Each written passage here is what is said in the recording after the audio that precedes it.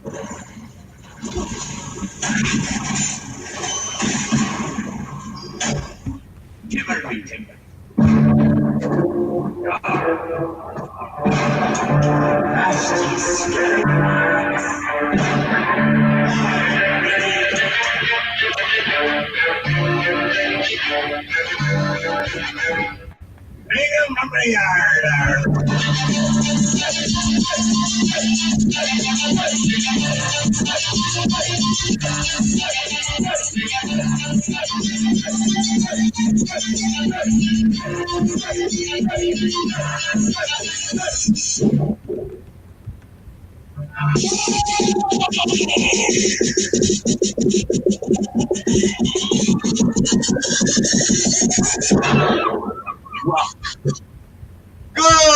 evening, ladies and gentlemen. Welcome to the one, the only Rumboyz Fantasy Network.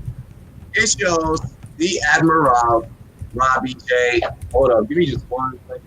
There we go, Sportscaster.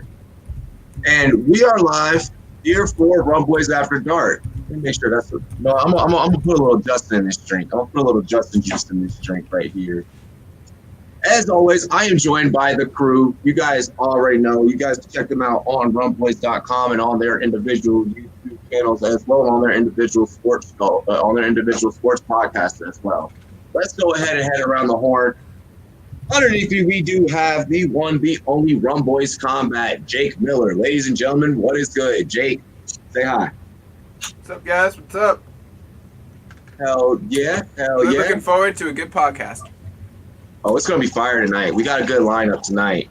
Pretty hilarious lineup in some aspects, depending on your humor. Over to his right, we do have Justin, representing Clock Management Fantasy Football. What's good, bro? What is up, gentlemen? I'm fired up and listening to that Eminem for the last hour. It's fire, bro. It's fire. Oh, yeah. Let's get it. And right above Justin, we do have JD, Mr. Rumboyz Central. What is good, bro? Not too much, man. Ready to get started. A lot of great topics tonight. A lot of great topics.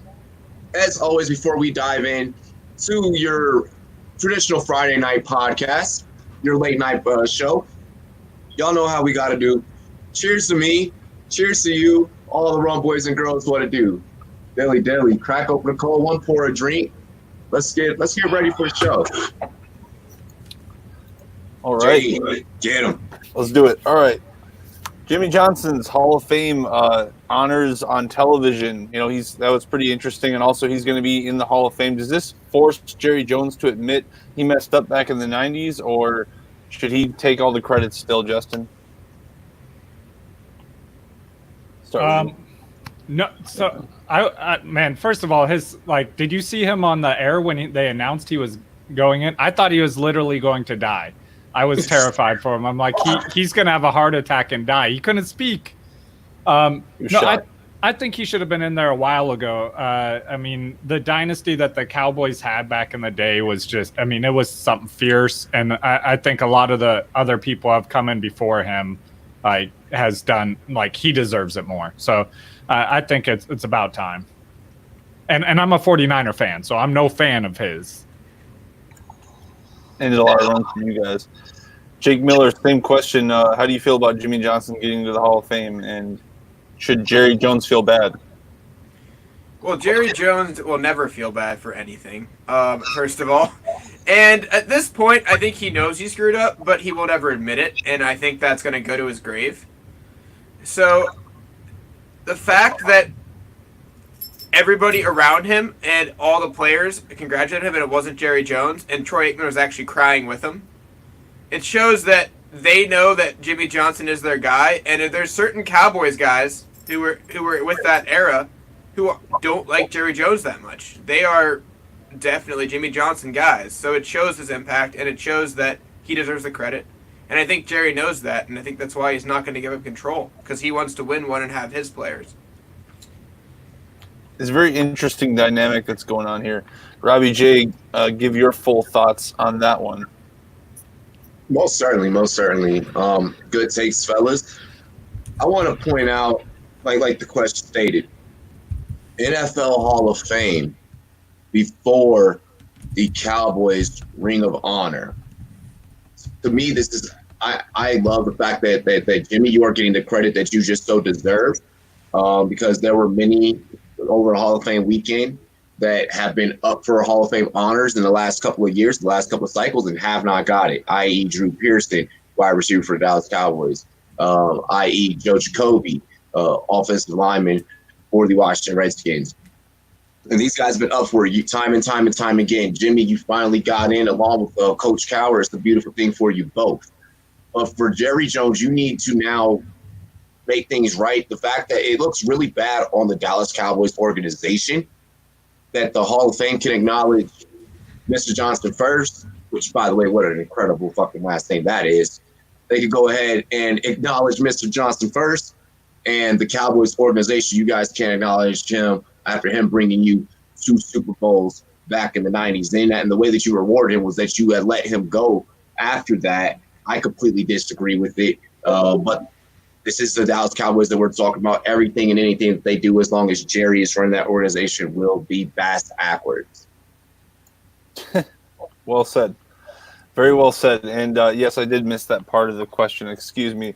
Cowboys Ring of Honor. Does anyone else want to touch on the Cowboys Ring of Honor? The fact that he's in the Hall of Fame before he gets in there. He should be embarrassed about that. That is embarrassing. Yeah, that's hilarious to me. But like Jake put it perfectly, Jerry Jones will never be embarrassed or admit he was wrong. And tell me the one GM, owner, or front office guy that fired 2 Hall of Fame coaches. Jerry Jones, Landry, and then Jimmy Johnson. Yep. So that's crazy. I mean, if you think about it, Bill Parcells too. So you could argue 3, but he fired. Well, I mean, yeah, Parcells. He wasn't with the Cowboys when he had his success, though. But here, I know yeah, exactly. Perfect takes, boys. Man, it's interesting what transpired there and what maybe could have been. The next question is for Robbie. The Titans battle the Chiefs in Kansas City. Who do you have and why? We'll get into our predictions, and then we have a few more awesome topics. I'm sorry. What was the question again? I'm sorry. I apologize. My wife was texting me. Oh, all good, man. Kansas City or Tennessee, and why? So pick between. Well, first, really quick, we do have some breaking news before getting into that. Excuse me. Yep. We'll wait for this later. Yeah. We'll head into this next. As everyone knows, I've been covering the NFL coaching carousel, and Jason Garrett was not unemployed for very long. He has been hired by the New York Giants. That did happen right before we got on air. I completely forgot to lead the show with that. But Jason Garrett is employed. He is with the New York Giants. I say we go around really quick before getting into the playoffs and discuss that. All good. I guess I would just say if they want a simplistic offense, they got one. That's was it take. Was it head coach, may I ask? No, he's offensive coordinator, Joe. Okay. Joe Judge, former wide receiver and special teams coach, is going to be leading the head coaching position. Yeah. Okay. Yeah, man. That's great. It's such an interesting dynamic. You got a wide receiver coach there taking over as the head coaching position. Jason Garrett is the offensive coordinator. I mean, I don't think that this is going to be great for their team. But I mean, I don't think they're going to do much worse. So you guys should be right about where you were. I guess that's true. I mean, what do you think, Jay? At this point, you're banking on Jason Garrett to develop a young quarterback, and he has not really had that yet because he had to coach a whole team. And I don't know if he's going to be that guy that can only focus on developing a quarterback and be successful. And I haven't really seen much about his ability as a quarterback whisperer when he only has offense. Yeah, I've heard that like the talk or the reasoning behind it was they wanted him to develop Daniel Jones like he did with Dak Prescott. I don't think that's so much him developing Dak Prescott and just Dak Prescott developing as he gets experience. Yeah, he's the head coach. He's the head coach. It's not going to be his focus. So he doesn't get any credit for that? I don't think so. I mean, the only credit I give him is for giving Dak the opportunity to do that. And when he switched over to Dak, but I mean that's not what he's coming to New York to do. That's already that portion's already happened. So yeah, and it shouldn't have been. It should not have been. That was definitely the decision the OC should have made, and that's totally his job. And Jason Garrett, I don't think he should get blamed for Dak not improving as we expected. That's second year, and I think this year Dak really showed he is a good quarterback. And I think Jason Garrett can really say he didn't ruin Dak. Dak's a good player, and he was coaching the team. So whatever happened there, I don't think Dak owes Garrett anything, and Garrett owes Dak anything. Who deserves the credit the most, do you think, from the Cowboys roster? Because they have a pretty decent roster. It's put together well, and you could argue they don't have a GM. So who does deserve that credit? Is it the Jones family? Stephen Jones can actually run a team and make a team. I do think that. Stephen Jones knows talent, and he knows O-line. I mean, he's talked his dad out of a lot of bad choices in the draft and took the safe O-lineman, and it's worked out well for them. Yeah, and I mean, it's pretty well-known fact that Jerry Jones and, his supporting cast runs that team. Yeah, it seems like he does run it like a business. The only thing I would say to add to all that is there is some speculation that because Jason Garrett wasn't calling the plays, that's why he didn't have as much success. That was kind of his cop-out. No. So I am curious to see what happens when he's the offensive coordinator and there is no cop-out and he has to get this team going. We've seen Jason Garrett call plays before, which is why he removed the responsibility of calling plays, i.e. introducing Kellen Moore into the OC position in Dallas. This is look, all around for the New York Giants, they have no fucking idea which way is up. Their heads are so far up their own asses that it is just completely dark. And darkness is just darkness. That's all the fuck they see. Okay?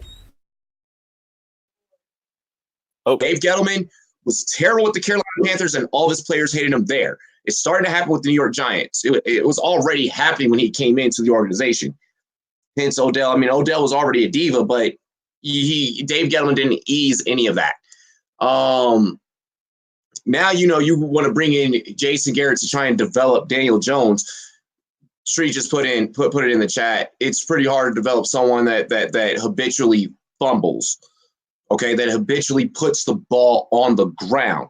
Let's understand what the word habitually means, people. To do something over and over again with the understanding that you are doing it. He knows it's a habit. It's a habit of his. You're not going to be able to fix this. Jason Garrett honestly should have took the Mike McCarthy approach and took a year off and then chose to come to football. I don't like this decision. I don't agree with it. As far as the New York Giants, they get a C- for all of their hires because the only thing they did right was seek someone from a Belichick coaching tree, and even still, that might be a suspect hire. They went deep with that, didn't they? Oh yeah, the last wide receiver coach. Yeah, the last time we saw a special teams coach, he had wide receiver coaching responsibilities. The last time we saw a special teams coach get promoted to a head coaching position was Harbaugh. It was Harbaugh in Baltimore. That was the last time. And how long ago was that? And how long better be damn good to get developed? And it worked out good because of the players he had. Joe Judge don't have no fucking body. Yeah, I don't see it.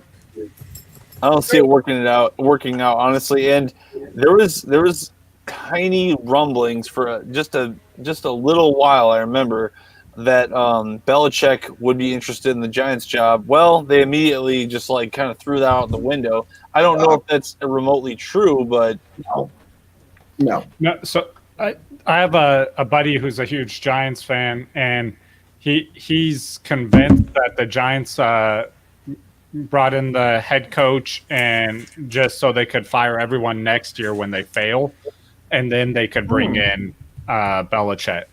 So I mean, I think that's an interesting theory. I don't think it's actually going to happen. I think as a Giant, that's just him as a Giants fan trying to hope for the best case scenario. Which, I mean, hopefully you're right, but I don't think the odds are that that's happening. That's fun optimism that he's got there. I like that. Right. So we're going to hire this coach just so he can fail, and then next year Belichick will just want to come into our failed organization. I mean, the 49ers did do that with or before they brought in Chip Kelly. They promoted their offensive lineman coach to the head coach position. What was that again? The 49ers, they brought it a few years ago. They brought in an offensive lineman coach as their head coach, and the owner said he considered anything that wasn't a Super Bowl win a failed season. So when they went 8-8 the next season, he fired the coach, and then he brought in Chip Kelly. So I mean, it's not unheard of, but I don't see it as being likely. Correct. It's not unheard of, but is this not standard? You know, this isn't standard SOPs. This doesn't normally happen. This isn't the candidate that you usually go after. I would be willing to subscribe to your theory, Justin. That's not my theory. That's someone told me that from work. I'm willing to subscribe to the fan theory of maybe they bring him in to try and go and reach for someone big. Look, they had plenty of opportunity to go and get someone big. We all saw the amount of names that were out there, the big names that were out there. Eric Mahinmi being a big one, and these turds didn't even go after the most valuable candidate of all, in my opinion. So Giants, like I said, big, huge C-. It could probably honestly be worse. They I just think it's fascinating that the wide receivers of the Patriots, that's like their worst thing.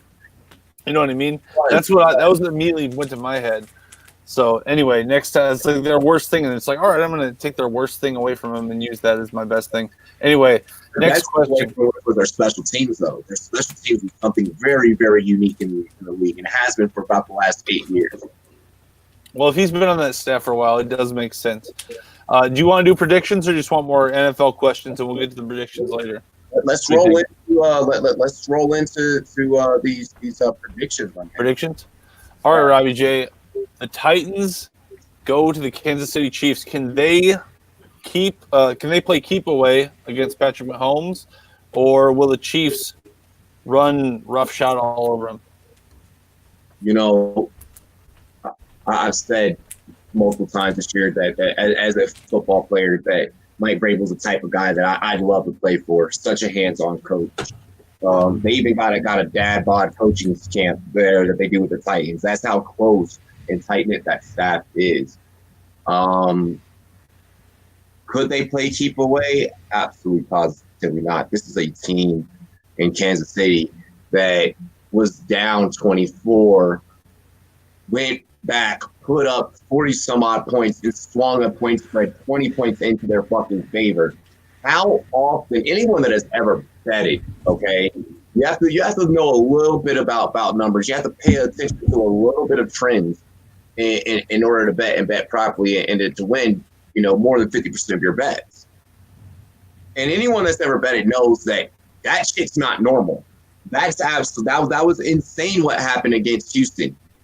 And if that was them off of a week of rest and it just took them a quarter to wake up, and they're coming in now already awoken, I apologize, to a team in Tennessee. Don't get me wrong, Tennessee has the stench, the smell of destiny all over them. It's like a pig in fucking shit. It's like they just rolled all in it, and now they're just, that's their cologne. But it's destiny enough to outweigh talent. high octane talent, and that's the big question here. I am rolling with Kansas City, and I am rolling with Kansas City by a field goal. I have never picked Kansas City this close before this year. Let's put that on record as well. Kansas City by 3. Harrison Buckner, go do fucking work, bro. What will be the time of possession? Just kidding. Kansas City going to win time of possession. Oh, yeah. Statistically speaking, last week that Kansas City does not need COP statistically in order to go out there and put points on the board. They really don't. Every drive anywhere between a minute 44 and 2:45 in terms of time possession. Marching the ball downfield. We got a guy whose Instagram name is the Cheetah, who runs 22.5 miles per hour. Yeah, From one end of the other. He gets in there. SPFFA says, I think if Chiefs can eliminate the run, aka make Tannehill throw an interception, they'll take the lead. Jake Miller, what say you? I'm going to go out on a limb and say Titans by 7. Ooh. Yeah. I'm doing it. Someone has to, right? It's Team of Destiny, man. The hot takes. The Team of Destiny, he says. He dropped Team of Destiny. I'm doing it, man. Jay Love's not here, but I'm going to make that push for him. You beat me to the punch. I was about to call you Jay Love. The hot take. Yeah. I don't have any reasoning behind that. You don't? Team of Destiny. I'm just going for it, man. His take is Titans Team of Destiny. I think this game is the one with a better chance of an upset. But that being said, it's hard to keep saying the Titans are going to lose. I've said it. I've been wrong every week of the playoffs so far with them. So I'm just going to continue rolling with that and saying that they're going to lose, and maybe they'll prove me wrong again. But again, I think they're just outgunned. I don't think they can stop Derrick Henry. Hopefully they can slow him down. That's their best hope. But the thing is, I don't think the Titans are going to be able to stop Patrick Mahomes from throwing the ball 50, 60 yards down the field. Travis Kelce should go off this game. Tyreek should go off. So I just think they're going to be able to put up more points. I think they win by multiple scores. Oh, shoot. Leaf, I got one. I'll grab it at some point. I actually got 2 Corey Davis jerseys. I've been looking for him to actually perform so I could give that thing away.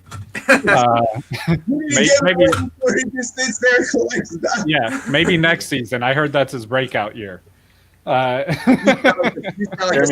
for real, guys, did you guys see that shirt that's set in my Lord and Savior Derrick Henry that Travis made? That was hilarious. It's just a white shirt of him wearing that white Jesus suit to the game, and it's in my Lord and Savior Derrick Henry. And I was like, this is so perfect. Believe in him. If they don't pay that dude, man, that dude's gonna sell so much merch. You better pay him. Yeah, I was telling everyone earlier, I like my drinks strong like Derrick Henry. Yeah, you said that to open the show. Man, if Derrick Henry, this is the thing. Derrick Henry has every little. The Chiefs can't really stop the run, so he is going to have every opportunity to milk that clock. It's just, can they hold Mahomes in check long enough for them to win the game? And I don't know if they can. That man is on a mission. To win in that way, you need to stop the other team from scoring. And I don't think they're going to be able to stop Mahomes from scoring. They have a good secondary. Don't get me wrong. They have a no-name defense, man. No Pro Bowlers. Man, no Pro Bowlers, but they kill it. The no-name defense. The Titans do have a good defense. I watched that game. Man, last game they were unbelievable. Look at how they're coached. Look at how they're coached, though. That's why, JD. The thing is with Kansas City and their defense, you have no corners. All right? If there are any Kansas City listeners of tonight's podcast, I want you to know that me and Justin will gladly go out there, put on a fucking pair of pads for the right pair of check, for the right set of numbers, and we'll probably do better. Yeah, the two of us will just guard A.J. Brown, and no one will guard Corey Davis because he's still not catching the ball. That's a wrap. Hey, Right. you want to take everything short? I'll take everything long. Like, I mean, I'm fine with that, bro. I'll play cover 3 deep. Like, it's fine, bro. Point being, the like you just said, Jake, the Kansas City Chiefs have absolutely no defense. I don't foresee that. They figure out a way though. Their offense keeps them in games. I can see something eerily close to happening how it was last week. Not the way they started off in the first quarter, but a similar point spread. Possibly. Unless Tennessee just does what they've done, and then, like I said, it's by 3. One way or the other is happening. There's only one of the two. 1 second, guys, I got a phone call. Did you guys see Andy Reid's face when they were they're down 24-0, and they had I think they just kicked a field goal. The Texans did, and Andy Reid's face, man, just said it all. It was just like he's a chunky guy, kind of like me. He got a double chin, he's just like like that. He was pissed, and then you just saw him in his playbook, just like going ham in his playbook and shit. And it's like, dude, that's what I think of when I think of the Chiefs. Like, you got Patrick Mahomes, and he's like intense as hell, and then you got Andy Reid, and he wants it, dude. He's never been more hungry. And once he gets it, he might not even need another one, honestly. And Andy Reid always looks hungry. Yes. That's fucking hilarious. Hey, man. McCarthy found that buffet, too. Let's be honest. After he left Green Bay, man. And he never should have showed it to Eddie Lacy. He's a big boy. Yeah. He's a big dude right now. I need a buffet right now. Eddie Lacy turned into Vince Wilfork real quick. Yeah, man. Hey, give him a little pass. I did watch his Flemlo raps, like what happened to. It's pretty sad. Oh yeah, what happened? He had some family issues, and he was kind of bullied, so he ended up loving food, because the only time he wasn't bullied was when he was having dinner with his mom. Oh, so that's legit. So he loved Southern food, and he just ate a lot of it, man. And when things didn't go well in the NFL and bad things happened on social media, he was criticized. He just went to the buffet and ate himself out of the league. Damn. Because he was depressed and had really bad mental issues, where Damn. the only way he knew how to deal with negative press was eating. Now I kind of feel bad for saying. Yeah. No, I mean, it was. I made fun of him for a while, too, and it's like, yeah, this dude seriously just had this mentality where his mom helped him out a little bit, and, That is sad, though. I mean, it is. Hopefully he's happy, doing what he does. Maybe he'll become a chef. I got a follow-up question for the Chiefs and Titans game for you guys if you want to touch on it.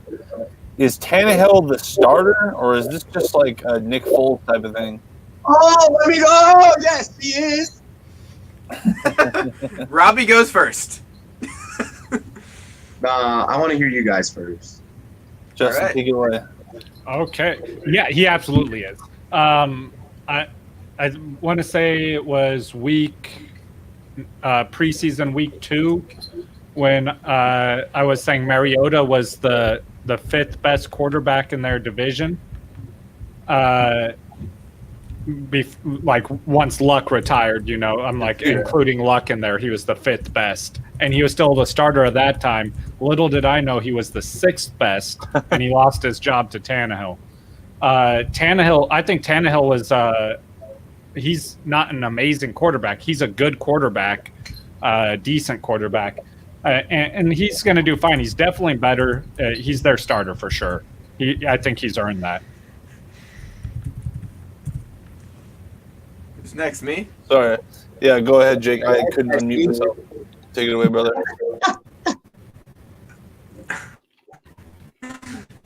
Okay, so at this point, I keep hearing everyone saying he only threw like 14 passes. He had 3 touchdowns. I don't care what the impact on the game is. At this point, he had 3 touchdowns in a game that they won. I don't care how many throws. I don't care about anything else. 3 touchdowns tells me this guy has an impact. Don't care how much he throws. I don't care how much he runs. This guy has a team, and he's controlling the team, and he and Derrick Henry have chemistry. And they trust each other. What else do you want in a starter? What's good, Brian? What's good, Slab? What's good, Connor Burke? I agree with you, Jake. I mean, at the end of the day, man, like,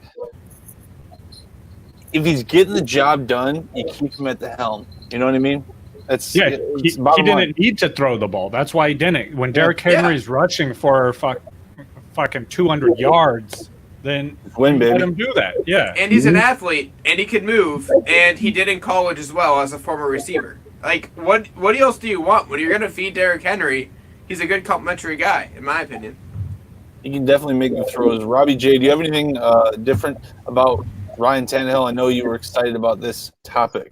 I wish that for this topic that there was a way that someone could invent an opposite take, but unfortunately, none of us work for fucking ESPN. So none of us are going to say anything that's just blasphemous and complete bullshit for the sake of views. So I am going to say that Ryan Tannehill is the starter. Tennessee, congratulations. You have found your franchise guy.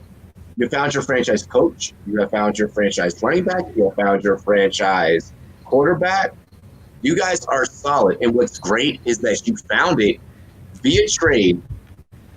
You found it via just spending a little bit of cash and just putting yourself in the right position, in the right predicament. It's the Tennessee Titans story, honestly, is beautiful when you look back at it, from everything from, you know, the first hiring of Rabel, and I was on board with him from then. I was like, this guy's going to be great. He's a hands-on coach. He's still young. He still is fairly young. You know, I'm all for the Titans hype train. You got to be excited for Ryan Tannehill. More importantly, if you're a Miami Dolphins fan, how shitty do you feel? I was actually just about to say, I feel like they're Coach Boone and the Water Boy, watching him on TV win the national championship.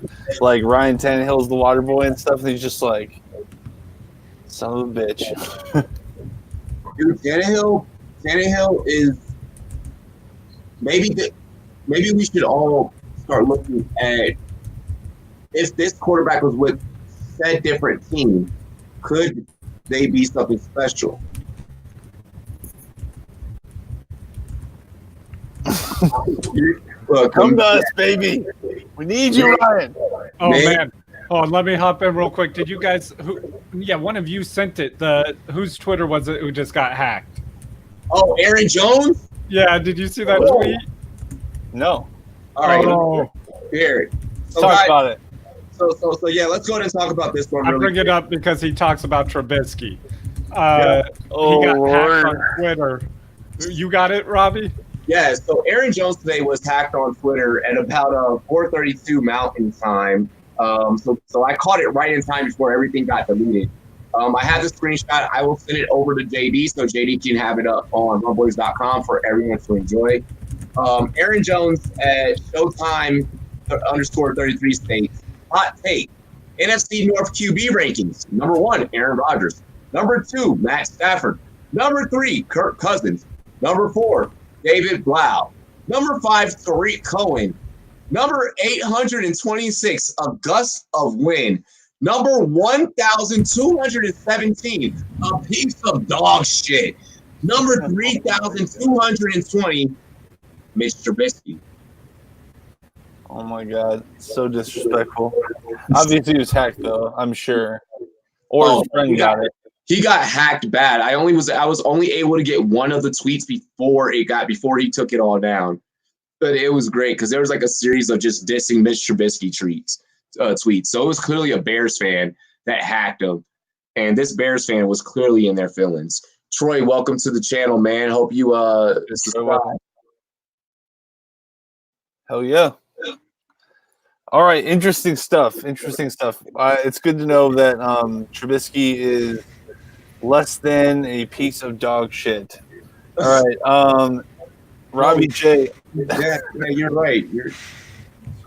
The next question is, are you taking the Niners? Actually, let's start with Justin on this one. Justin, obviously, I know you're taking the Niners. Why are you taking the Niners? I'm taking the Packers. Let me hear. Oh my God. What jersey is behind you? You know why I'm taking them? Because of all the torment. That's why I'm taking them. I think they're gonna actually. Well, you know what? I was about to take them. I'll just get this out of the way. I was about to take them, then I watched the highlights from last time they faced each other, and I already made my video. So I'm gonna stick with the Packers, but at the same time, I'm kind of hesitant. Okay. This is why the 49ers are gonna win. First, you have.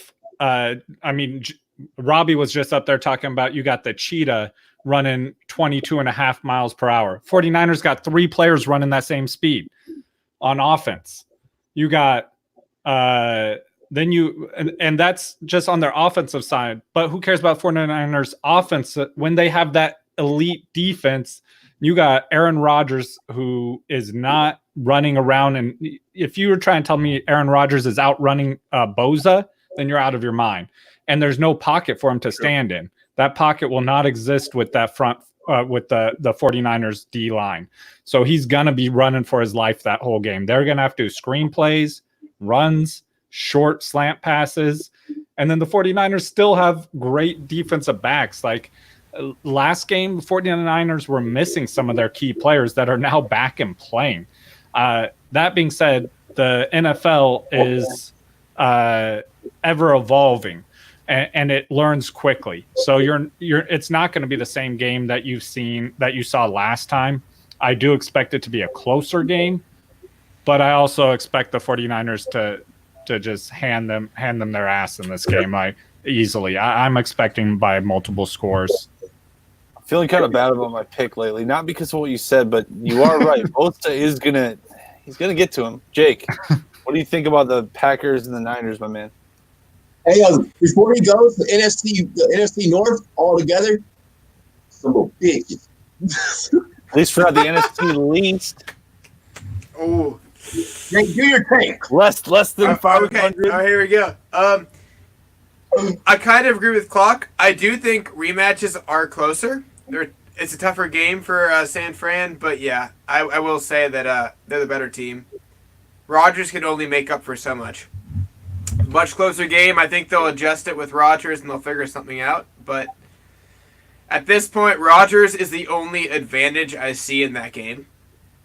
And it's going to come down to the quarterback's important. They're going to make up some points, but that defense will get to Rodgers eventually. How much of an advantage is Rodgers over Garoppolo?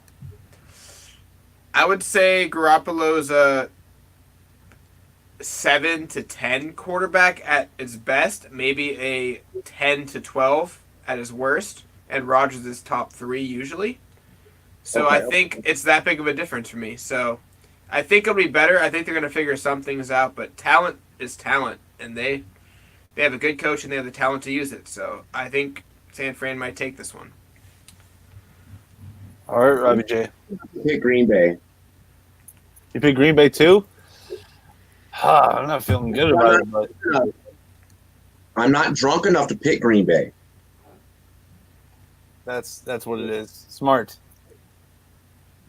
I need to get more drunk, so I come back around. Well, I'm almost at the end of this cup, and then we got for hold on. Connor Burke says, according to one of ESPN's analysts, Jimmy G is better than Rodgers. Sorry, what were you going to say, Justin? No, I can tell you why people are saying that. It's because Aaron Rodgers is way better interception to touchdown ratio, but Jimmy G has thrown more touchdowns than Aaron Rodgers this year. He's more accurate this year. His touchdown percent per throw is higher. And they've thrown almost the same amount of yards. Aaron Rodgers has thrown for 24 more yards than him.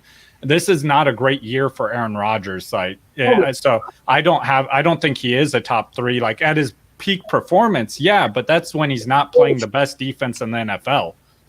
So I want to state this. First off, okay? Nobody is grading or analyzing Aaron Rodgers. Like people with that take are only analyzing Aaron Rodgers from a this year standpoint. No one else is analyzing him from a complete body of work. So I get where people want to be like, hey, yo, don't count out the Packers. It's that bad, man. Aaron Rodgers, yada, yada, yada. I get that. let me just let me just put this out there. I only see one or two dudes on the Packers offensive line that are going to give Bosa a run for his money. Quan Alexander is back. No one has mentioned Quan Alexander, not a single take. So you mean to tell me all of a sudden we call a house blitz, which means we're sending 3 linebackers. So we call house. We're probably going to send Bosa off the edge as well. So we're going to send 3, probably keep 3 pinned on the line to keep the other linemen occupied. We'll send him Bosa off the edge. We'll have our outside linebacker over there on the edge, blitz in from the left side. Bosa will blitz in from the strong side. Now you got 2 coming in through the gaps. What are you really David Bakhtiari, you mean to tell me David Bakhtiari, your strongest lineman in Green Bay is going to block every single fucking person? Bakhtiari's biggest problems right now at his age and how long he's been in the league is hitting that outside arm to be able to hit that outside block, to get that outside shoulder. Bakhtiari, his blocking is in here. It's all condensed. He can't take out that outside. So that's what the San Francisco 49ers have. It doesn't matter about Jimmy G. It doesn't matter about Aaron Rodgers. None of that shit realistically matters. When we look at the San Francisco 49ers right now, they are truly the epitome. Look, the Tennessee Titans are the epitome of rolling in the smell of destiny. They have the smell of destiny. The Kansas City Chiefs are the epitome of high-octane, high-power offense. The 49ers are the epitome of defense wins championships. And if Green Bay can pull this out of their ass, this is the epitome of just Aaron Rodgers being Aaron Rodgers, the epitome of a great quarterback. But my thing is, like, I keep hearing this about Aaron Rodgers, like his body of work, like you were talking about, Rob. And my thing is, yeah, they said that about Tom Brady. They said that about Drew Brees. They said that about all these great quarterbacks, all these great older quarterbacks who have not had the same stats this year that they normally do. You're not going to, like, you can't live in the past. This is the NFL. You need to adapt and change with the times. Aaron Rodgers is not Aaron Rodgers from 5 years ago. The only thing I'd say is that I have seen him do it against some pretty ridiculous pass rushes. I have seen him make that happen. I've seen him do it on a half-broken leg before. That's true, but the 49ers don't just have a pass rush. They have a great secondary, too. That's true. Exactly. And they have an offense and a run game. I'm on a roll. I want to throw out another fucking stat because I guarantee that no one else in the chat is going to even call me on this right now. Look up how many passes completed to a wide receiver that is lined up against Richard Sherman. I'm waiting for anyone to drop a comment of what the number is because I can tell you what the number is. It's the number of my last drink that I just finished. Gone. 0. Listen, this game is so one-sided, so lopsided. I know that I've gone on air and I said that this was going to happen when the Ravens had faced Tennessee, and that was supposed to be the thing. The Ravens, they have rested up. The 49ers, they are ready. They are hungry. They want this. And have 0 players on the injury report. It's 0 players on the injury report. Jimmy G comes from a culture to where he is trained to manage a game in clutch situations. Everyone wants to bag on Jimmy G about the almost interception that he threw last week and say, oh, well, Kyle Shanahan immediately shifted the playbook. Yeah, Kyle Shanahan, obviously on film, we saw that he shifted the playbook out of Jimmy G's arm. But one of the things that did happen during that is that Jimmy G managed the game. What has New England always done, no matter who the fuck has to start? Even when Brady has been injured, when Jimmy G came in for New England, manage the goddamn game. And that is something that I feel that Kyle Shanahan might be able to outcoach LaFleur with. LaFleur has a weakness, and I said that this was a weakness at the beginning of the season. You can't audible at the line. Eventually, that will rear its ugly head. Eventually, it will rear its ugly head. It's also Kyle Shanahan was up 28-3 at one point in the Super Bowl. Think about how hungry he is. Like, I can't imagine anyone hungrier besides Andy Reid, honestly. Like in many different types of ways, but we'll see. Listen, if Green Bay wins, then this subscribes to the theory of this becoming a State Farm Bowl. This subscribes to the That would theory. be funny. What's even funnier is the 100th anniversary. I was talking about this on Instagram on Skip Bayless's post because I called Skip Bayless out. Skip Bayless, he did a segment where he had, or not Skip, Colin Coward. He had did a segment where he had did movie trailers, fake on fake movie trailers of what each of these games would be. Tennessee, Kansas, would be Clash of the Titans, yada yada yada. He did like trailers of them. What he really missed with this one is the very first Super Bowl played back in the 60s featured Green Bay and Kansas City. Green Bay beat Kansas City by 10. Who are the two oldest franchises in the NFL? Two of the oldest. Green Bay, Kansas City. Kansas City sparked the AFL. This is what made the NFL-AFL merger take place. Ladies and gentlemen, do not be surprised if we see a repeat on Super Bowl 54 on the 100.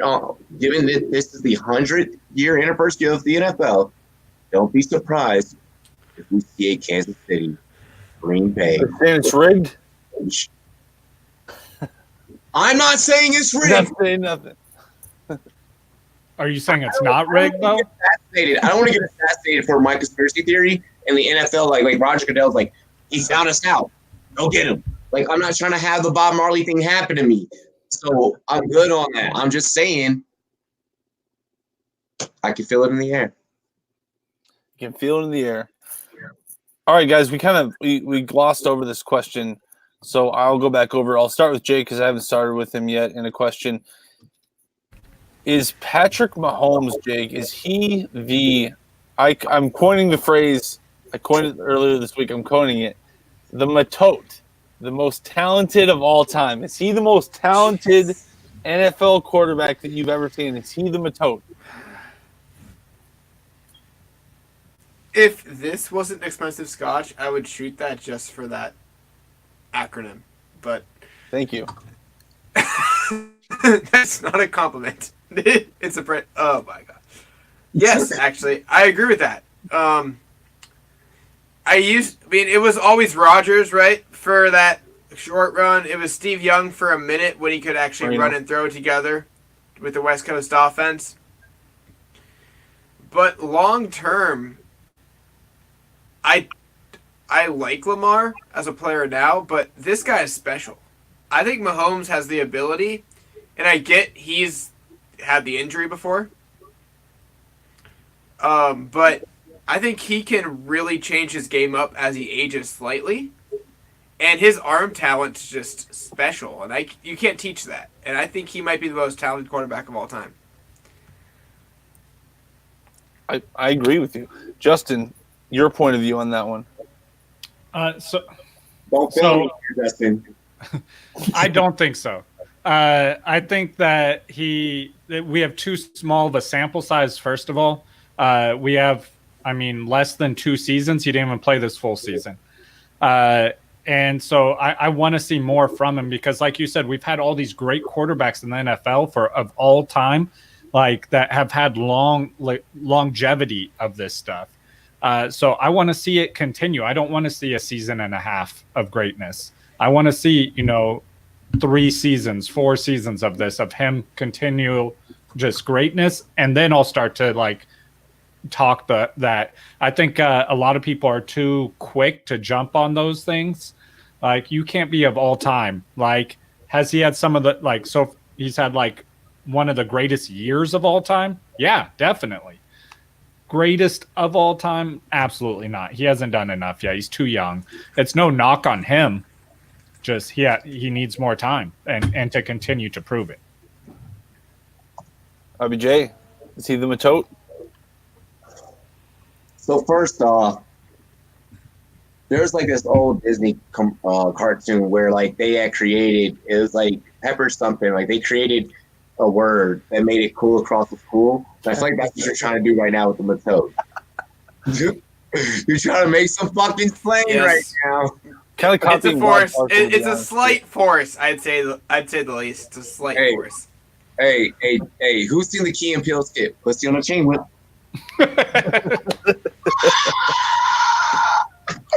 No, but is he the most talented QB ever? Listen, we all know that I'm an NFL historian. I'm a film head. Hence me saying, clock, don't fail me here because we're our bones crack when we walk the fuck up the stairs. Okay, that's all I'm gonna say. All right. So, with that being said, I'm not gonna disregard Joe Montana, Steve Young, Doug Williams, Jim Kelly, Dan Fouts, Dan Marino, all the greats. I watched. My dad forced me to watch a lot of classic football, and then I grew up in an era, of the Dante Culpeppers, Dominic McNabbs, Randall Cunninghams, Warren Moons, so on and so forth, to where I've just seen, Filmhead can be taken very out of context, by the way. Oh, God. Oh, I just know what you meant by that. Listen, It was too easy. It was too easy. I left myself out. Low-hanging fruit. Yeah, welcome to the Rumboyz Fantasy Network. We're ready to go on kite. But no, I just can't. I can't. That would be such a disrespect. But has he done things that could make him be viewed as that? Of this generation, yes. See, what's weird with him is I almost feel like these stupid throws he tried to make a few years ago in college show how talented he is, where it's like he could be so much better than he was in college. I feel like they were stupid throws in college because they didn't have the wide receivers, and I feel like he knew that he was in college, and he knew that he was good enough to get drafted. I think he was just kind of having fun and going. He was just, like if you look at his stats in college versus now, they're not the same thing. No, they're better. And it's funny because I would see him roll out left and throw it 45 to 55 yards on the right hash mark. I'm like, in the college hash marks, that's ridiculous, by the way. And I'm like, he's a baseball player. Look at the way the ball. Look at the way the. Oh yeah, I'm going on just pure talent. I have not seen someone like him. Yeah. He's a Matt Stafford was close, but he doesn't have the mobility. And I don't. That's talent to me. This is pure ability. Improvisation. Like he's a quick thinker. Yeah, Matt he's Stafford special, man. has the arm, but he's the brain, the legs, the arm, everything. My fear with him is his body, though. He's already had that injury, and that's like that injury is super high risk of re-injury. Yes, and that's why when I was saying when I've seen the most talented football player at that position, it's probably him. I don't know if he'll last. But I've not seen somebody with his mobility and you his kind of just freakish proved my point there. But a little bit. Just let me explain that really quick because you just said think about how much better he could be. He's already thrown like 5,000 plus yards, 50 touchdowns, and he makes everything look easy. It's unbelievable. So when he's already like Peyton Manning Broncos level almost. Yeah. And then think about when he gets the brain on Peyton Manning's. Oh my, it's over. But he's got to stay healthy to get there. That's the thing. Exactly. Like, if he's not in the NFL in 5 years, he won't get there. Unreal. Luckily, he's around. He's around about Jake's age, so we should be good. We don't look it either, right? I hope he stays healthy. Oh no, you fucker! You got more facial hair than I do. Maybe just means you've been getting into a little bit of something more than me, but it's all good, Let's see. Look, Justin got the joke. Justin's like, damn. I got nothing, so I couldn't. I was trying not to laugh. Hey, you can't shave. Hey, you have to shave. There's a difference. I grow such a great beard too. It's upsetting. I can't wait. With the beard. I do. I grow like an amazing beard, but I can't because work. Oh yeah. I just don't care. I just let it go. I'm like, at this point, you're not going to tell me to cut it down. That's what we're talking about, Troy. Yep, Troy joined the sportscast community. Y'all be like Troy. Oh yeah, be a Troy. So All-Star, NBA All-Star, or UFC? Socials, Troy. If you have socials, drop those socials. Drop your @, like Twitter, Instagram, so that we're all gonna follow you. Well, Jake's not on socials, but me, Clock, I'm not. JD, we're gonna follow you. I have every social media that exists. I don't. So your socials, I'll bro. follow you on Twitter. Let fight stuff. Yep. All right, take over. I'm gonna get another drink. Take over, my guy. You bro, got you it. pour that drink. You I'm pour gonna get that. a drink. I'm gonna get a drink. I Man, appreciate it. On the social media side, real quick, I just want to say I've been slacking on my Instagram lately. But then, like, since when me and Robbie got some shout outs from some of the bigger like Instagram accounts for fantasy football, and I gained like 50 fucking followers, whatever you call them on Instagram, in like less than 24 hours. And I was like, man, I need to start updating this shit. So now I'm on my shit. I'm everywhere. Yeah, me and Clock, we are on our shit. So make sure you follow. What up, Joey? Sorry, you just hopped in the chat. No, you beat me to it. I was gonna what up, Joey too. Joey, what's good? Joey's been trying to get on the Rumboyz After Dark show for a hot minute. I'm trying to get that man on the show. But yeah, follow both me and Clock. We are constantly keeping you guys updated with what's new, what's hot on Instagram and Twitter. Instagram we brushing up on, but definitely follow us on Twitter. Clock, drop your Instagram and Twitter. Tell the people. Yeah, make sure you follow us on Twitter at Management Clock. Follow us on Instagram at Clock Management, Facebook Clock Management, fucking TikTok Clock Management, whatever social media you got them on there, Clock Management.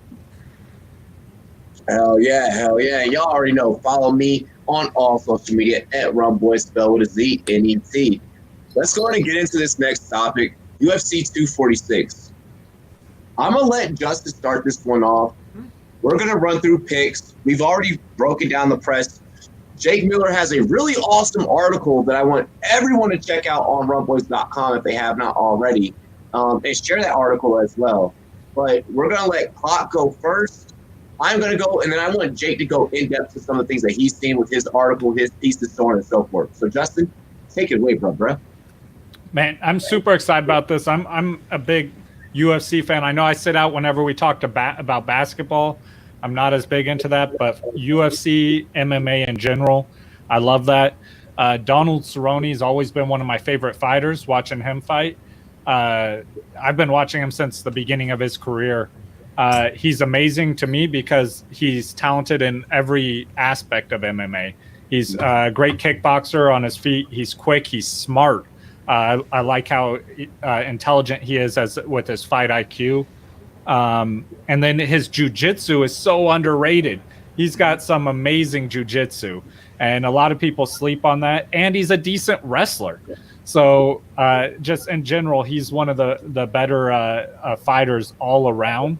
McGregor, he's a great boxer, and he gets tired. But this, I think that Cowboy is not the same fighter he was 10 years ago. He's aging. He's looking a little bit slower than he used to. He gets hurt. When he gets hurt, it seems like it lasts a little bit longer. He doesn't recover as quickly when he gets hit, on a hard hit. And I really want Donald Cerrone to win this fight, but I think McGregor is going to be able to put him away. Now, Clock, really quick, I want to, because everyone knows that you are one of the hottest up-and-coming fantasy football analysts, but no one is putting respect on your name for your ability to break out a fight. I know that you want Cerrone to win, but I know that you are letting the public know that McGregor's probably going to be the guy. What in you do you feel that Cerrone needs to do in order to pull this off against McGregor? Cerrone needs to take it to the ground. He needs to grind on McGregor, get him in the clinch, grind on him, a little dirty boxing, some jiu-jitsu, take him to the ground, even just multiple times, even if he gets up, take him down again, get takedowns, tire him out. Like I said, he's always had a problem with endurance. So you want to wear on him and exhaust him. I don't think Cerrone wins this in the first round if he wins. I think he needs to drag it out a couple rounds, tire McGregor out, and then you can knock him out or submit him, whichever you want, once you slow him down and take a little bit of the strength off that. Leg kicks also. I mean, I always make fun of Joe Rogan because he loves leg kicks. Like every time there's a leg kick, Joe Rogan instantly gets an erection. Yeah. But like that's going to be key here because you're fighting a boxer. Boxers like to put a lot of weight on their front leg.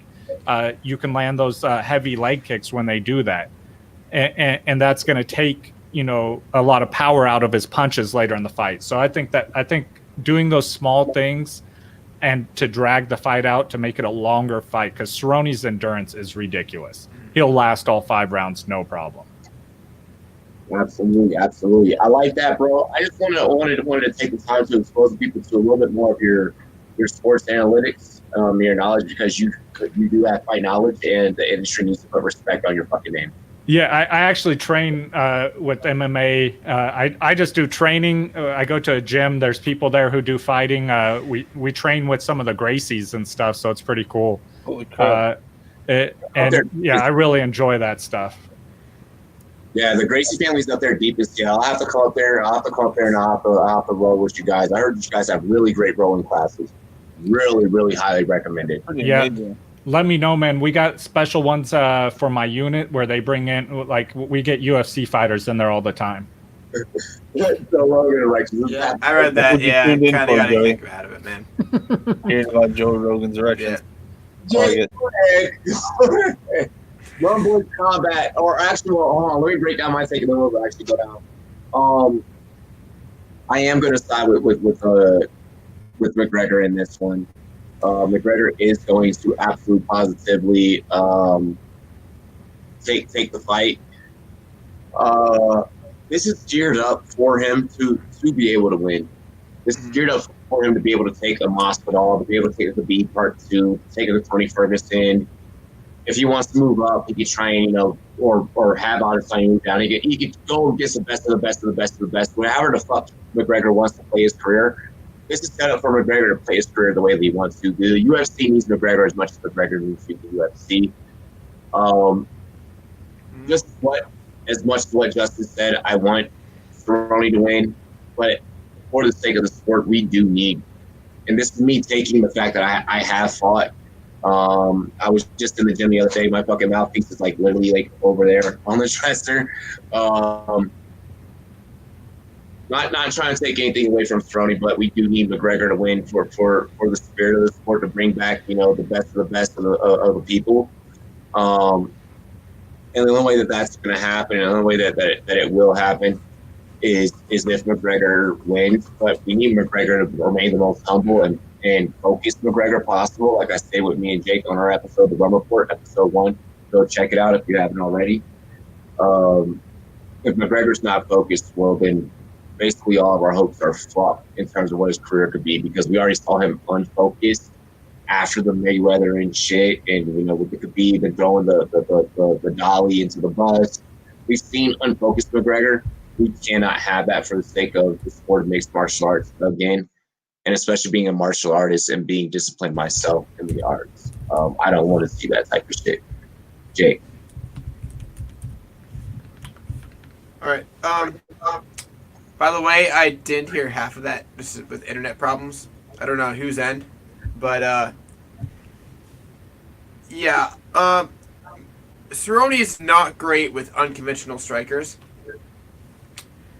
and he said he's not taking it to the ground. And when Cerrone says he's going to put on a show, he puts on a show. He's going to do what the fans want. Hey, is that your wrestling jacket?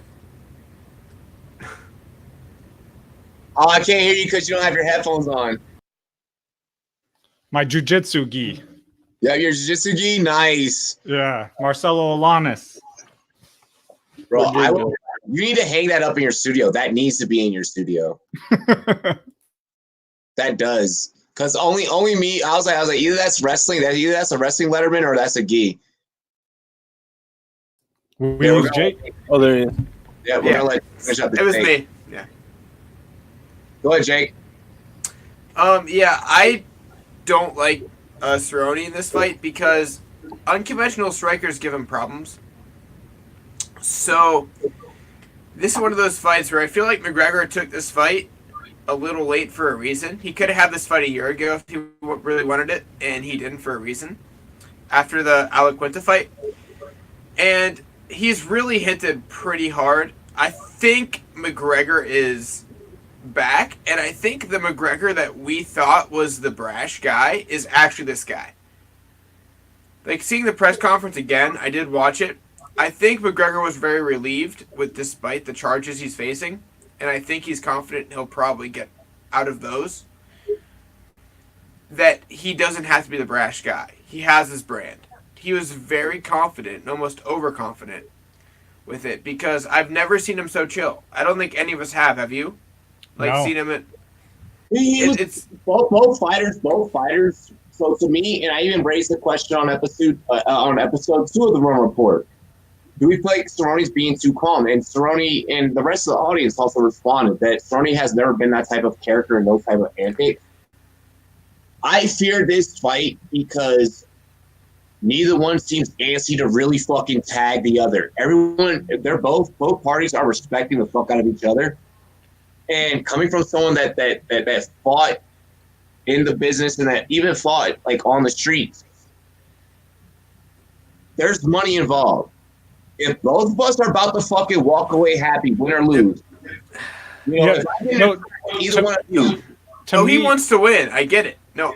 So to me, this reminds me of when McGregor fought Mayweather, but the rules are reversed here. Now you have Cerrone who's looking for a payday. He knows, I think this towards the end of Cerrone's career, he's like, let me get this big payday. And you have McGregor taking the fight that he sees as an easy win because he wants to make sure he cements his legacy. And that's the same thing Mayweather did. He took that fight because he knew it was an easy win, and McGregor took it for a payday. I just see this reversed roles now as McGregor's in UFC. Okay. Well, I would like to say this. Slap Yourself said that if McGregor loses 2 in a row, should he retire, or ask that? No. He has that Diaz fight waiting. Yeah. That Diaz fight, both coming for loss, that's money. Every fighter in the UFC will be begging him for a fight if he loses this fight. They have history. Diaz and McGregor 3 would happen if he lost this fight. I'm very confident. And if he wins this fight, I'm picking McGregor just because unorthodox fighters do not struggle with Cerrone at all, unfortunately. That's why he struggled in his career to really get to the top. But we're covering the fight tomorrow. We're covering the fight tomorrow, and I'll even cover the fight on StreamYard, so we can all hop in together and cover the fight if y'all do it that way. But I'm covering the fucking fight tomorrow, irregardless. Yeah. Let's be real with that. It's the next fight for Conor if he wins, Masvidal. He does not want anything to do with Khabib again. No. He is really quick to answer Lee's question. Yes, I did used to fight for money. It was to help my mom out for a little while, and I only did like 6 fights, and that shit fucking sucks. And thank God I had insurance. Yeah, that's why I just train MMA. I don't like to be punched in the face. It hurts. Come on, man. There's nothing a little bit wrong with it. You just get a little scratch. You get a little ding here and there. Yeah. I've done it enough. Just with the training, it's fun. But if I were to show the scratches on my back from fucking just being gripped up on a cage, oh my God, it looks like I got hit by a fucking slave.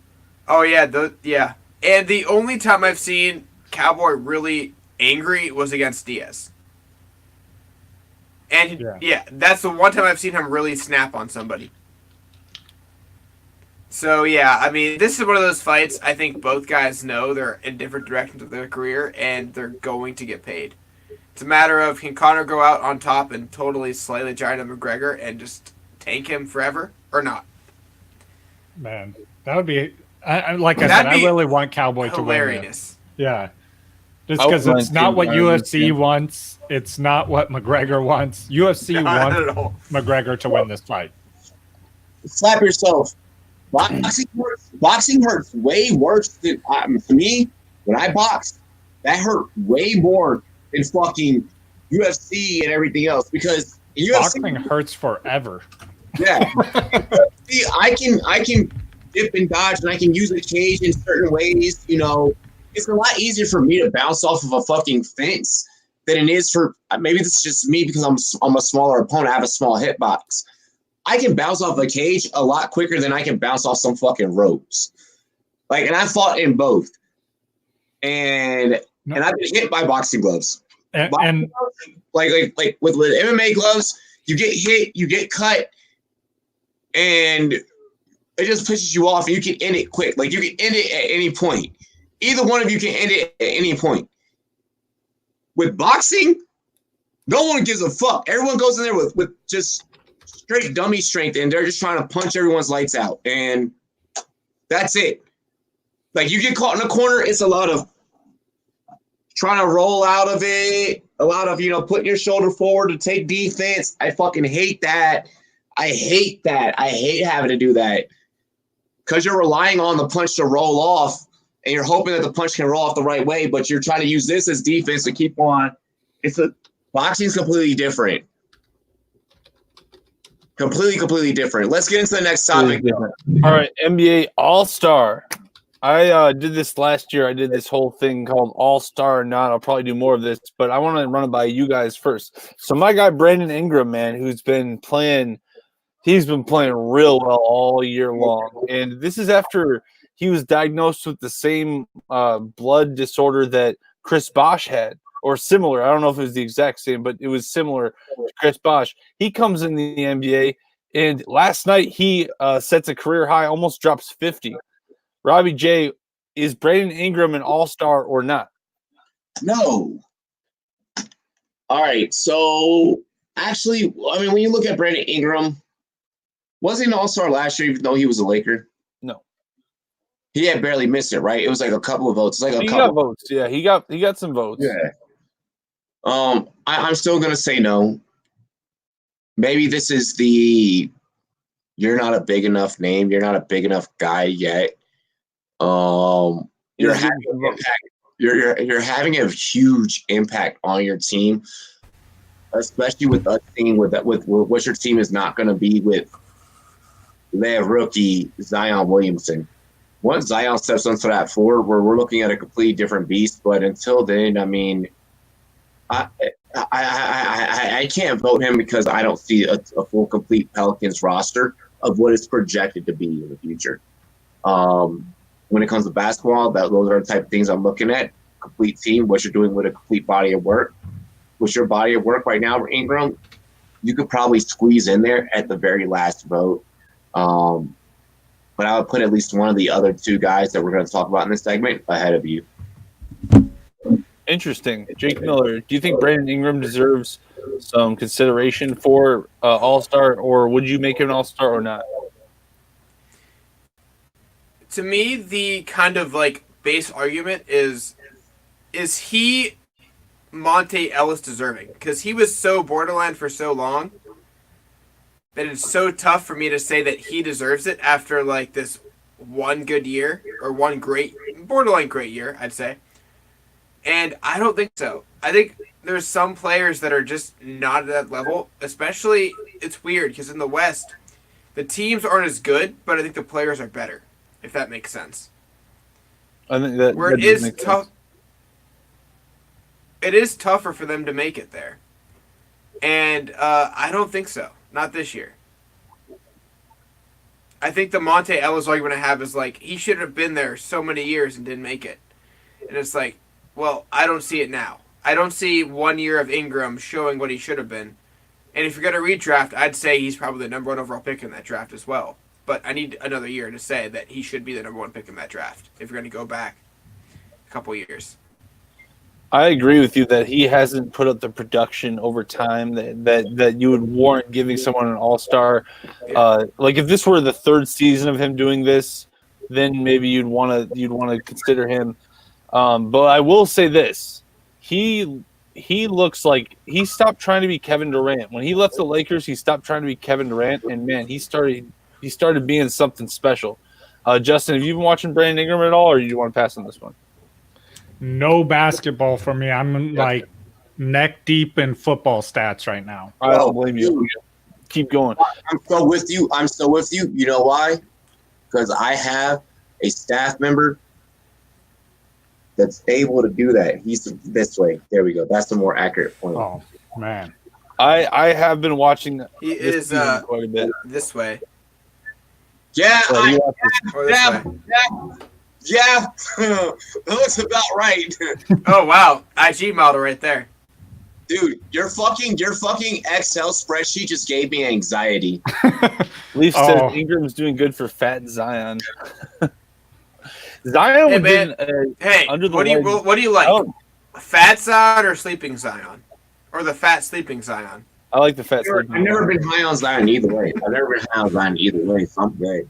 I think he'll do all right. I think he'll do all right. Slap Yourself says Brandon better start saving them checks.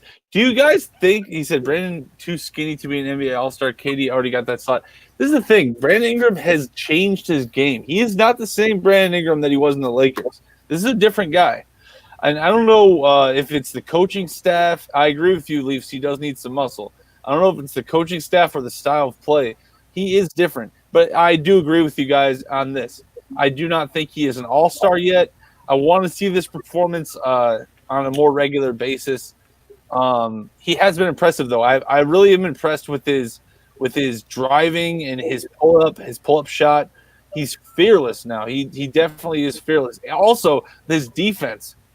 There is probably only maybe a few better perimeter defenders that I've seen in the NBA because he's got these long arms, and it's like, how do you pass into the corner with Brandon Ingram guarding you? There's no chance. So anyway, that's my 2 cents on Ingram this season. It's been very interesting to watch him. But yeah, any other thoughts on Ingram? Hey, fun question though, real quick, a little off topic, but if you're gonna redraft right now that entire draft, do you take him over Simmons? I do. You take Ingram over Simmons? I think so. I think I see the peak of Ingram right now. He is Going becoming forward, interesting. I would go with Simmons because there's not many guys at that height and that size who can handle the ball like that. It's like LeBron, him, Magic, and a few other guys. But at the same time, Brandon Ingram is making it an interesting conversation. He is. He puts up the points. Like score. I would long term. Score. I would long term do it, and he's a year younger too. So it's interesting. The Lakers are probably reading the way they were using him, just a little bit, just the way they were using him. I'm just saying, I might consider it. Well, it's not necessarily. I think I redraft. Y'all are moving on CPT time right now. What's that? Oh, sorry. My bad. All right. JD caught that real quick. He's like, oh shit. All right. We'll fix it. I'm just saying. Y'all niggas got into your own conversation. Like, serious? Y'all We'll were do like, another one. y'all were deep. We got 2 more. All right. D'Angelo Russell, Jake, really quick. If he was in the East, probably yes. Again, in the West, there's some guards that deserve it, man. I could name 3 off the top of my hand. And, Harden, I think he might go at the 2. I think Mitchell has to be in there, and I think he might be a starter as well and deserves it. I don't know how it's going to work voting-wise, but they both deserve it. And overall, man, Westbrook, I feel like his fan base will get him in there as a starter. Probably. And that just knocks it down to a couple guards out there. And I don't know. I think he's slightly out of it. I think he's slightly out of all-star contention. If it was the East, I don't think it's a question, but the West makes it a lot tougher. I agree with you. Robbie J, D'Angelo Russell, yay or nay? D'Angelo Russell, bleh. There's less guards because Steph and Clay are gone, but I know. So I feel like on that though. I feel like D'Angelo Russell, he could probably edge his way in there, just because of the name. He's just D'Lo. With NBA All-Starting, it's a popularity contest. It's not about your stats or anything like that. So because he already has, he already has a mounted popularity and so on and so forth, which is why I would want to rock with D'Lo out of any of the group of nominees that we're talking about. I mean, one of these guys are only going to be the one to make it. Let's face it. One of them. Yeah, only one of them. And probably. He's Russ and Harden are there, obviously. Yeah, I feel like those are the big names. It's Russ is a big name, and he might get another one just for recognition's sake. Mike D makes a good point. A lot of the ex-Lakers have benefited from the AD trade. Last one, Robbie J. Yeah. You think Jaylen Brown makes the Eastern Conference team last All-Star, not for the week? He could. He honestly possibly could. And I wouldn't be surprised if he does.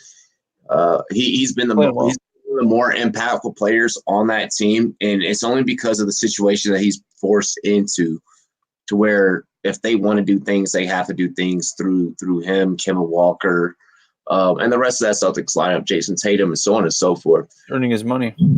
Yeah, he's earning his money. He's earning his title. He's earning his respect, like many of that young Celtics bench did before or when Kyrie was out and so on and so forth. The whole thing with the Celtics stems back to Kyrie. Jaylen Brown deserves it. He's been showing it. Let the motherfucker spin.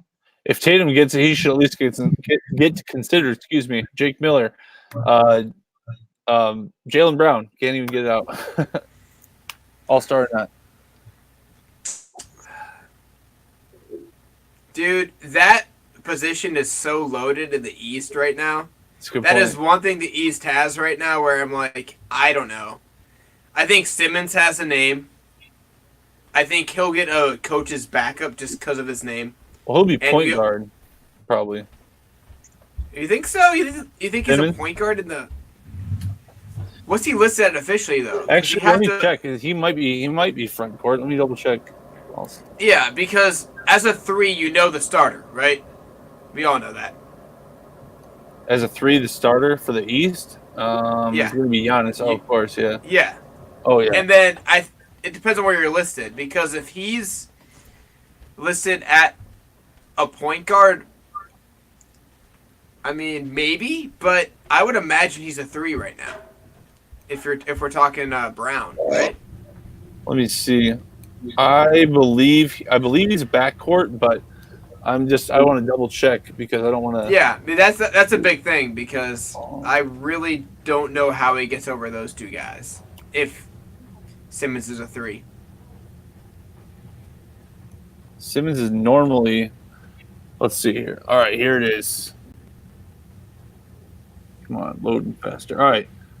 Ben Simmons, dang, he has not gotten very many votes. He is a guard. He is considered a guard. A point guard. Yeah. Then I think he's the backup guy. But he is behind Jaylen Brown significantly for Fan. I guess Jaylen Brown's a guard too. So actually, well, the fan goes away, right? I mean, at that point, if you're not the starter, right. The fan vote goes away. So that's a good point. I'd imagine Jaylen Brown would probably fit better in an all-star setting at this point. So he might get the edge there because if you're going to put him at a guard as a backup guard in Simmons, yeah, he might get it at that point if that's what they're going to pick as, because you can't change positions, to my knowledge, right, in the all-star? No, you got to be either guard or front court. Okay, so he'll be in then. Brown will be guard. All right, let's finish up with our final question. We will start with clock management since he has been patiently waiting for us. Who's better, Jimmy G? Oh, yeah. Or Ryan T? Oh, man, this tough. Me too. Do this? I think that Jimmy G gets crapped on a lot. Shit on a lot. Exactly. I think they both do, and they both get carried by their run game and their defenses. But I actually think Tannehill is better. I think he's more experienced. 49ers get on point. I know. I know. No, just clip my reaction, please. Somebody clip this reaction. I know. It hurts me. I'll hold it for like 10 seconds. Why? Yeah. And clip this right now. Robbie jumping on the chair and my reaction. Because he's mobile. He also has the ability to run, and I think that you put Jimmy G on the Dolphins, and you're gonna see much worse than what Tannehill produced. So I like both of them, though. I will say that I think that they both have a lot of developing to do still. Yeah, Wow. It's so weird, man, that you picked that. I don't even know how to react. And Robbie just left. Ryan Tannehill he's more accurate than He is. Jimmy G. He throws less interceptions. He's thrown a couple less touchdowns this season, but he also didn't play the whole game or the whole season. So I mean, it's similar stats, but with a higher completion percentage, and he can run the ball. That's why I say that. It hurts me to say it. It's shocking. I mean, I am so shocked. I can't. How much is that? No, he's killing a beer right now. Here's Robbie. He grabbed a whole new beer for this. That's not a beer. Yeah. Oh, wow. Yeah. I like Jimmy G long term, not gonna lie. Younger in terms of starting years, I think he can develop more. And overall, we have to think, I don't know the ages of those two players, but I will say Jimmy G has not played as long.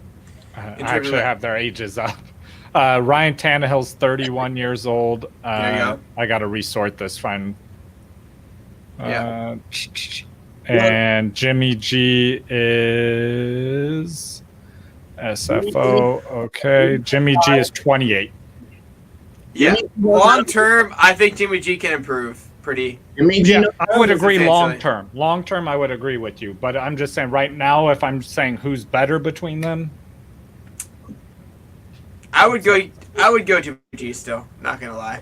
I'm going Jimmy G. His older leaves. He's throwing the ball more too. Look, he will throw the ball. Heart attack. Yeah, if he throws the ball at the same rate Tannehill does, with that offensive style, I think he would do just as well as Tannehill. That's my opinion, honestly. Well, I also think Jimmy G has better wide receivers as a group. A.J. Brown, I think, is better than any of the 49ers, fair, but outside of him. I feel you. So we got... Man, I don't want to be arguing this side of the argument. So you like this. Yeah, I know. This is weird. I'm shocked you argued that. Let Robin take it over. I'll mute. But I don't want to do this. I'm picking Jimmy G. Like, I'm picking porn star Jimmy.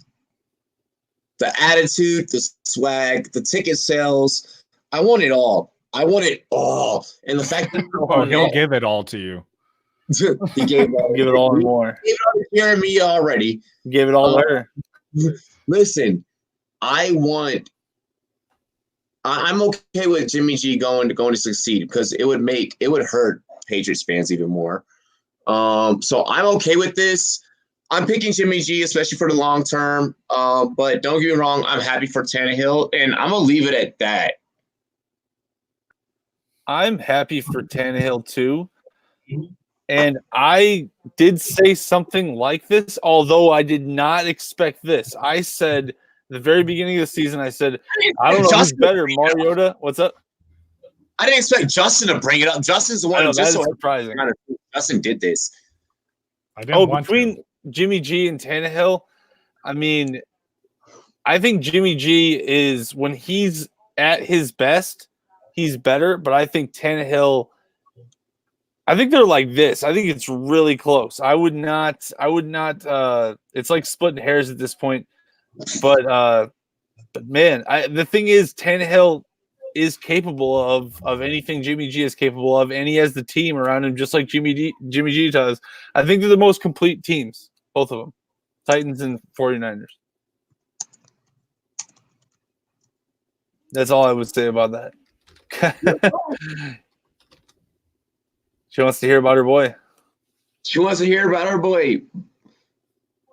Because I'm gonna be honest. I'm faded off a couple rum and cokes, and if I keep fucking going on air right now, I'm gonna make jokes that should not be allowed, and like the FCC really won't let me be. Let me be me, but I'm trying to be me because I feel so empty without me. The wrong Eminem album. Hey, I've been banned. It's okay. Nice. Yeah. Very proud of that one.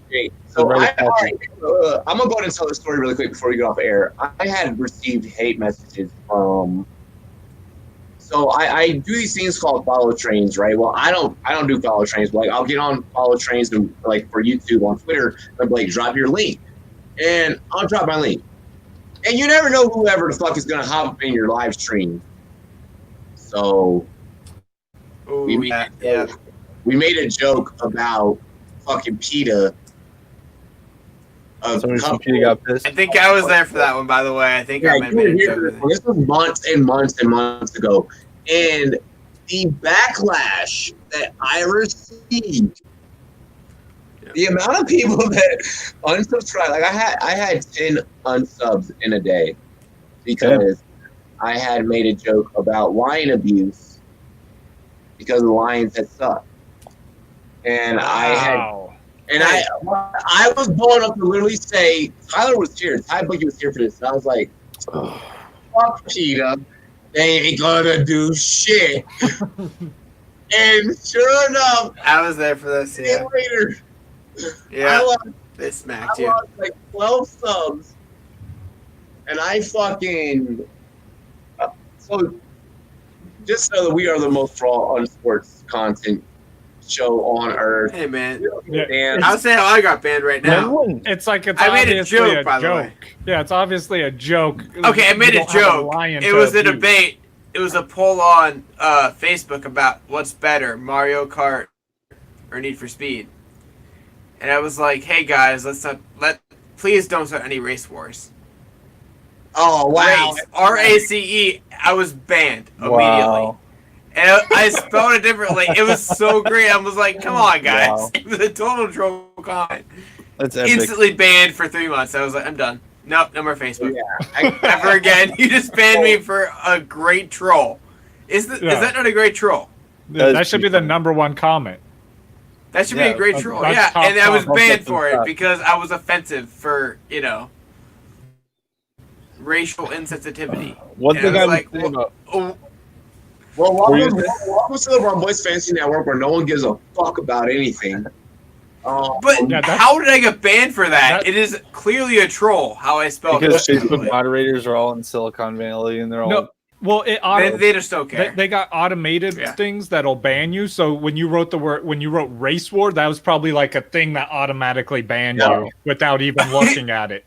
Yes, without proper spelling, by the way. Yeah, but Robbie, I actually come on here just for this because like I have to keep some of this bottled up on our show. We try and keep it PG, so I'm like, all right, now I can really let loose. You need it. You need it, especially me and you knowing each other personally. Given what you do for a profession, you need this. Yeah, what's up, Nick Howard? What's up, Kappa? Enter the You chat. need a place where you can put it out. Oh God, Kappa, please no. Yeah, No kids, please no kids.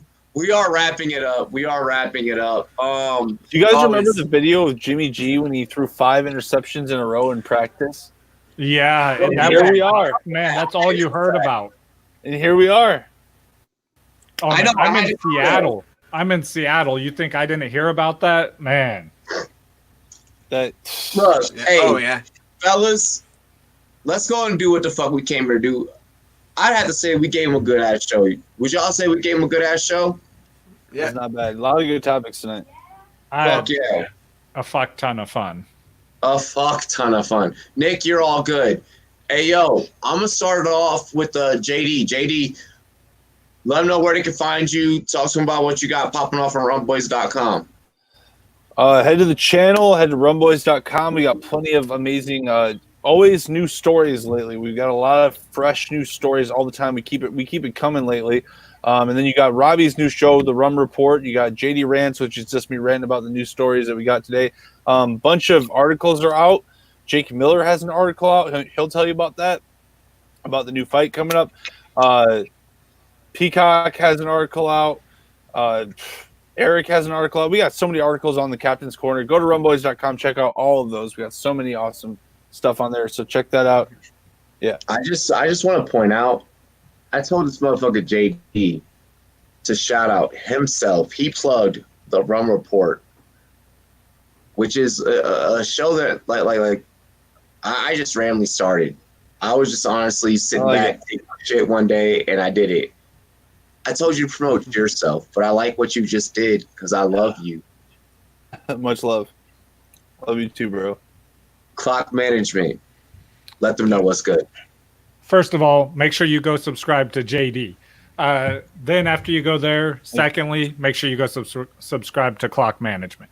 I mean, my big focus right now is still Super Bowl show. We're starting to line things up, get everything set up, all the coordinations. It's gonna be, man, I'm super excited for this. I know Robbie is. My show's leading into Robbie's show. I mean, between the two of us, I don't know if there's a fantasy football analysis or expert that is not on one of our shows. So, I mean, just come check it out. It's going to be a lot of fun. And we're doing giveaways too. So you could get NFL gear just by coming and watching a pregame show. Like, you can't do that on the NFL. So watch our show. It's more fun anyway. And that's all I got, man. 100%. I'll be giving away a pair of ESSO audio headphones. Clock is going to be holding down the NFL auto merch giveaways. Make sure you guys subscribe. Wow. Make sure you guys subscribe to Clock Management Fantasy Football on YouTube if you haven't already.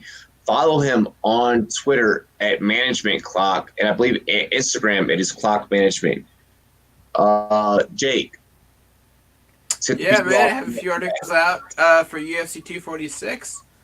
It's a big day for the casuals, maybe not the guys like me who care more about the mainstream stuff, but yeah, it's going to be fun, and I may or may not live stream tomorrow, depending on how Robbie feels about that one.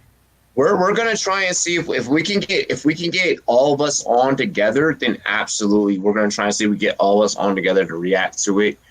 Of course, there is a lot of logistics behind that, and we will all talk about that privately. I think Justin has said that he has shown some interest, so we're going to see how UFC 246 works out tomorrow. Keep your eyes peeled on the community tab and in the Discord, because that's where Jake is. That's where you can find Jake. Yep. I'm at Rumboyz Combat, by the way, on the Discord officially as of 4 hours ago. So it's a badass logo too. Yeah. Oh yeah, it looks great, man. Brian Hall. I did shout out Rumboyz graphics for that one. Looks great. He's always on point. Great artist. Yeah, I think that we have the best graphics department in the industry. Takes a lot of what we all say into consideration and makes our ideas come to life, which is really important. I want to shout out my whole entire staff. I don't even want to take the time out to shout out me. You guys already know where you can find me on all social media at Rumboyz, spelled with a Z, N-E-T. I want to take a second to shout out Rumboyz.com. That's where all these fellas are really putting in a lot of this hard work. I want to take a second to use my segment and my time on the sign off to shout out Clock Management Fantasy Football. They are one of the most rapid growing fantasy football podcasts on the internet. And y'all know me, I feel like I work hard, but this is the only other person in the industry that works just as hard. So I want to make sure I show that love and I show that appreciation for someone pushing me just as hard in the same direction, because we're both going to blow up together. I want to shout out my chief editor, JD. JD, keep doing what the fuck you are doing. You are leading a great team on the writing side of things. Make sure you guys head to rumboyz.com, support JD, support Miles, support Jake, aka Rumboyz Combat, support all the other writers. We have baseball, hockey, everything going on down there on rumboyz.com that we may not always cover in the show. So if you're taking a shit, our articles are legit. Read our shit, read our articles whenever you got time in between the workday and stuff like that.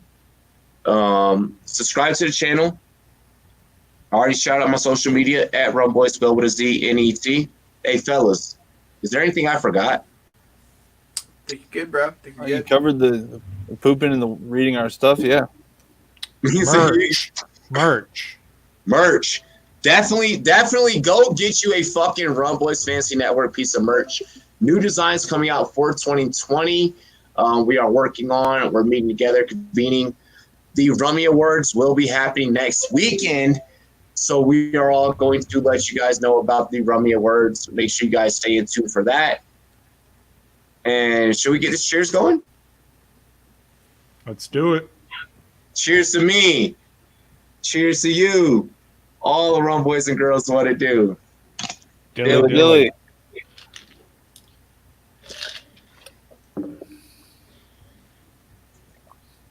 Yes. That's an ending to a show, motherfuckers.